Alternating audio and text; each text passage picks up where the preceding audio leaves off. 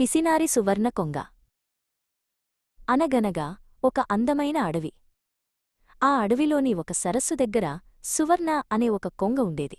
దానికి బంగారు రంగు రెక్కలు ఉండేవి. ఆ కొంగ చాలా అందంగా ఉండేది కాని దానికి ఒక పెద్ద జబ్బు ఉంది. అది ఏంటంటే సువర్ణ చాలా పిసినారి. తనకు దొరికిన చిన్న వస్తువును కూడా ఎవరికీ ఇచ్చేది కాదు. రోజూ ఉదయాన్నే తన బంగారు రెక్కలను లెక్కపెట్టుకుంటూ మురిసిపోయేది. ఒకరోజు సువర్ణకు సరస్సు ఒడ్డున మెరుస్తున్న ఒక పాత చెంచా దొరికింది. అది చూడగానే సువర్ణ కళ్ళు మెరిశాయి. ఇది వెండిలా మెరుస్తోంది. ఇది నా నిధి.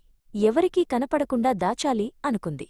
ఆ చెంచాను తన గూటిలో దాచి ఎవరైనా చూస్తున్నారేమో అని అటూ ఇటు దిక్కులు చూసింది. అప్పుడే మందరనే తాబేలు అక్కడికి వచ్చింది. ఏమిటి సువర్ణ? నోట్లో ఏదో ఉంది. నాకు చూపిస్తావా?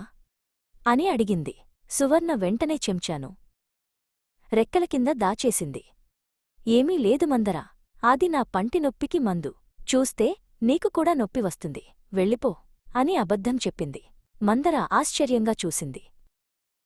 సువర్ణకు పిసినారితనం ఎక్కువైపోయింది. సరస్సులో పడే ఎండిపోయిన పుల్లలను కూడా ఏరి ఒక దగ్గర పోగుచేసేది. ఇవన్నీ నావే, ఎవరూ వీటిని ముట్టుకోకూడదు అని అరిచేది. ఆ పుల్లలతో తన చుట్టూ ఒక చిన్న కంచెలాగా ఏర్పాటు చేసుకుని అందులో కూర్చుని గంభీరంగా గడిపేది.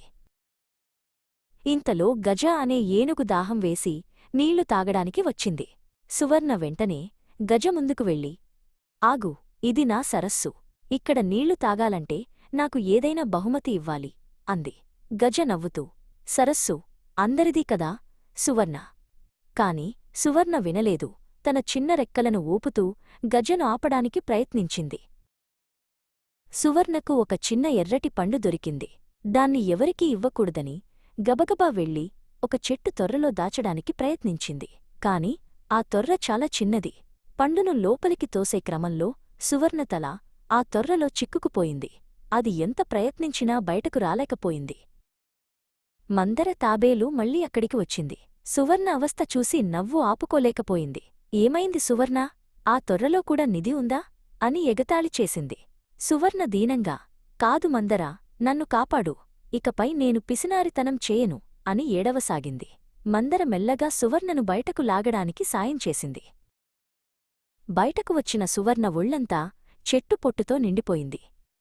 ఆ ఎర్రటి పండు కింద పడిపోయింది. పీకు అనే ఒక చిన్న కుందేలు అక్కడికి వచ్చి ఆ పండును చూసింది. సువర్ణ దాన్ని మళ్ళీ తీసుకోబోయి ఆగిపోయింది. సరే, ఈసారికి ఈ పండు నువ్వే తీసుకో పీకు అని భారంగా చెప్పింది. పీకు ఆ పండును కొరకగానే దాని ముఖం వింతగా మారిపోయింది. అబ్బో, ఇది చాలా పుల్లగా ఉంది. ఇది వద్దు బాబోయ్ అని పండును పారేసి పారిపోయింది. అది చూసి సువర్ణకు చాలా ఆశ్చర్యం వేసింది. తను దాచుకున్న నిధి ఇంత పనికిమాలినదా అని దానికి అర్థమైంది. మందర పక్కన ఉండి గట్టిగా నవ్వింది. సువర్ణకు ఒక విషయం అర్థమైంది. వస్తువులను దాచుకోవడం కంటే అందరితో కలిసి ఉండటమే ఎక్కువ ఆనందాన్ని ఇస్తుందని తెలుసుకుంది.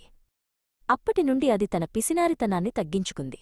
కాని అప్పుడప్పుడు ఏదైనా మెరిసే వస్తువు కనిపిస్తే మాత్రం సువర్ణ కళ్ళు ఇంకా వెలిగిపోతూనే ఉంటాయి. అది చూసి అడవిలోని జంతువులన్నీ నవ్వుకుంటాయి.